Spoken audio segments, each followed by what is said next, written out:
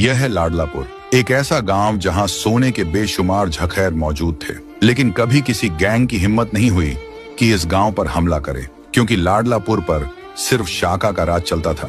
शाका गांव के हर शख्स की इज्जत करता था, मजलूमों का सहारा था, और जब तक शाका मौजूद रहा लाडलापुर महफूज रहा। लेकिन एक खूनी लड़ाई के बाद अचानक शाका गायब हो गया। कई महीने गुजर गए, किसी ने शाका को दोबारा नहीं देखा। कोई कहता था शायद शाका मारा गया है, और कोई कहता शायद शाका जान बचाकर भाग गया होगा।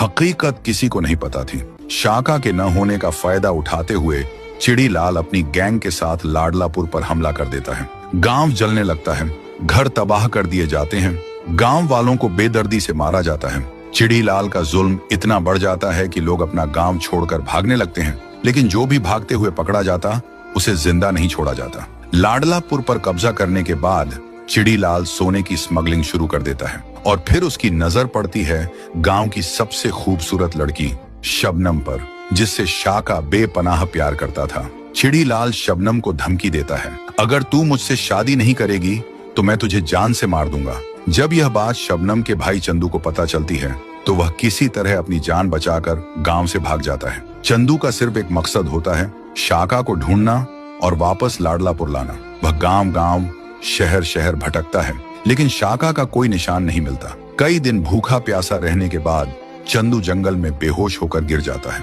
और दूसरी तरफ चिड़ीलाल शबनम से जबरदस्ती शादी की तैयारी कर रहा होता है।